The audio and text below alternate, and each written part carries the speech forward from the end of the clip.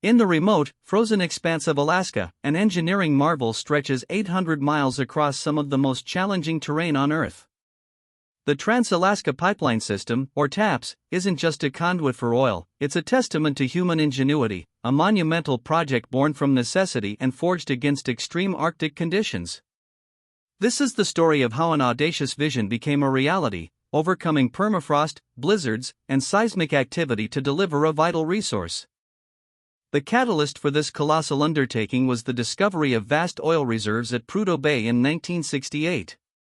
Situated on Alaska's remote North Slope, this find was one of the largest oil fields in North America. But extracting and transporting this black gold presented an unprecedented challenge. How do you move millions of barrels of crude oil from the edge of the Arctic Ocean, across frozen tundra and towering mountain ranges, to a port accessible year-round? A pipeline was the only answer, but its construction would push the boundaries of engineering. The concept of the Trans-Alaska Pipeline was audacious.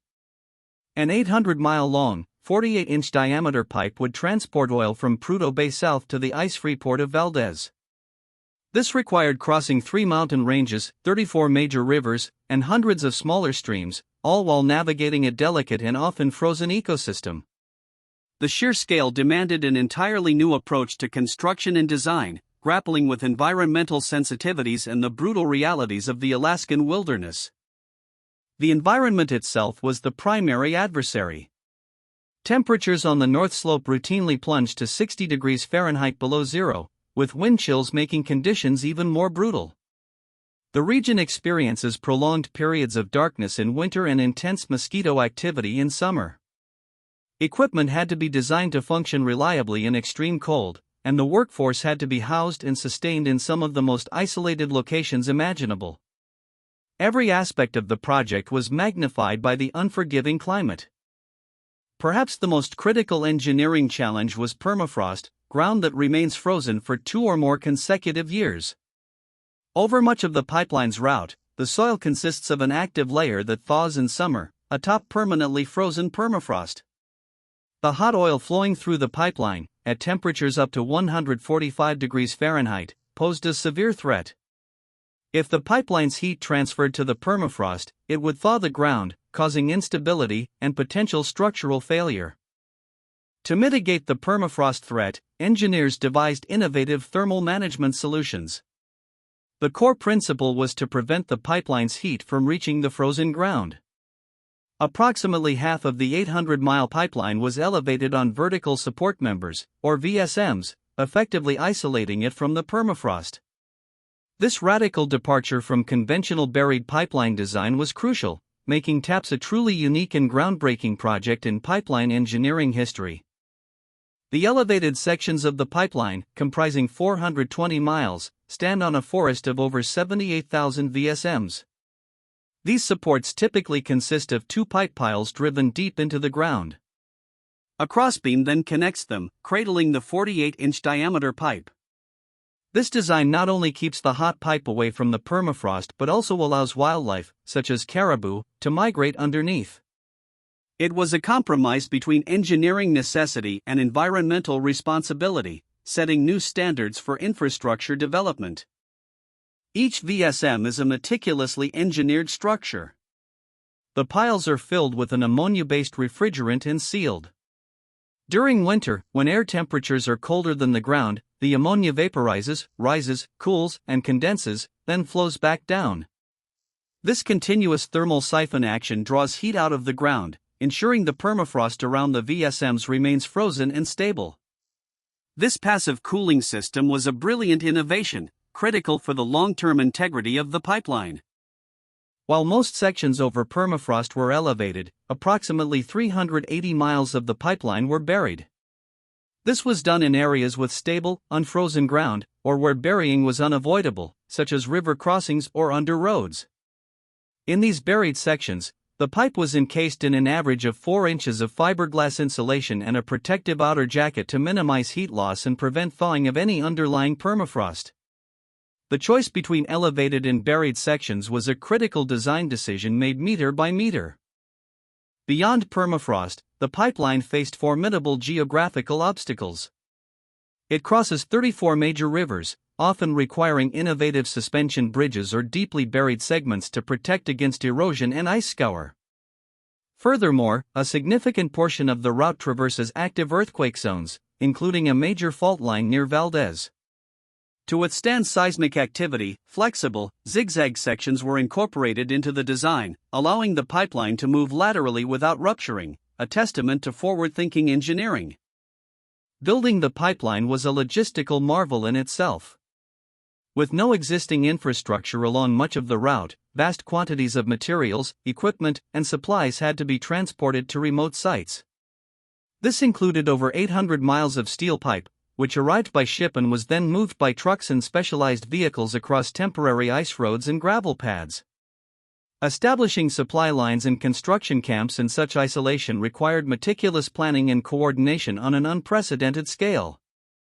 The human cost and dedication were immense. At its peak, the project employed over 28,000 workers. They endured brutal working conditions, isolation, and constant pressure. Creating a functional society in these temporary camps, complete with housing, dining, medical facilities, and recreation, was a huge undertaking. Their resilience and hard work, often around the clock, were as crucial as any engineering design in ensuring the pipeline's completion within its ambitious timeline. The construction of the Trans-Alaska Pipeline System began in 1974 after years of legal and environmental debates. It was a race against time and budget. The initial estimate for the project was around $900 million. However, due to unforeseen challenges, inflation, and increasing regulatory requirements, the final cost ballooned to an astounding $8 billion by its completion. The intense construction period lasted just over 3 years, a remarkable feat given the scope and difficulties encountered.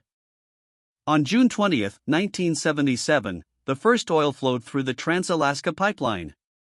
It took over 38 days for the initial batch of crude to travel the entire 800 miles from Prudhoe Bay to Valdez. At its peak in 1988, the pipeline transported over 2 million barrels of oil per day, a massive contribution to the United States energy supply. This steady flow transformed Alaska's economy and reshaped the geopolitical landscape of global energy production for decades.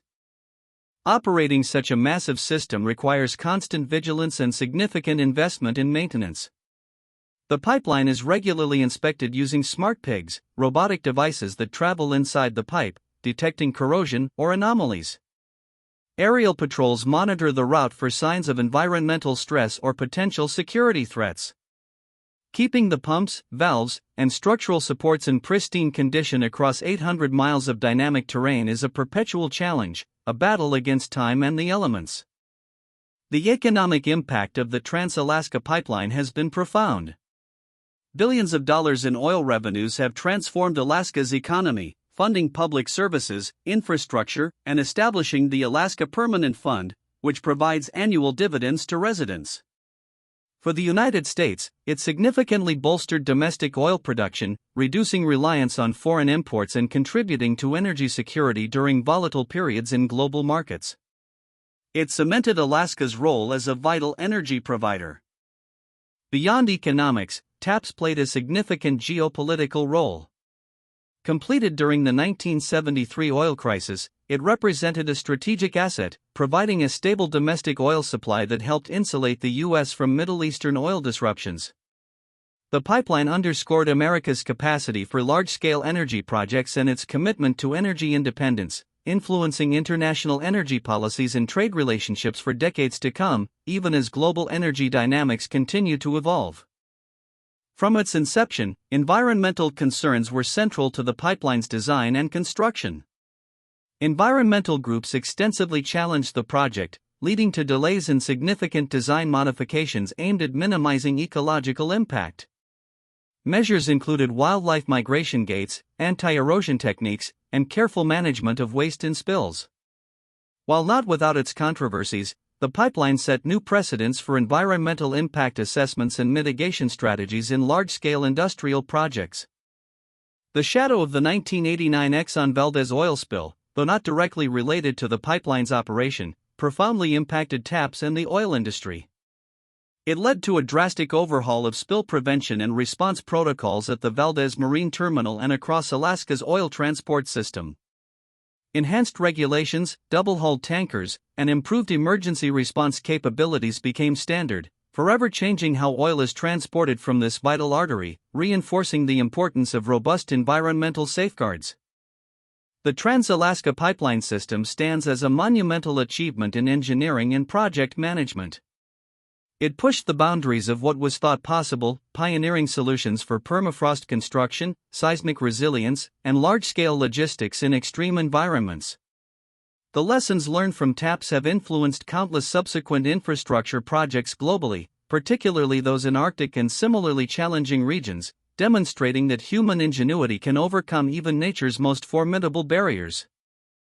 Today, the Trans-Alaska Pipeline continues its vital work, albeit with reduced throughput as oil production from Prudhoe Bay naturally declines.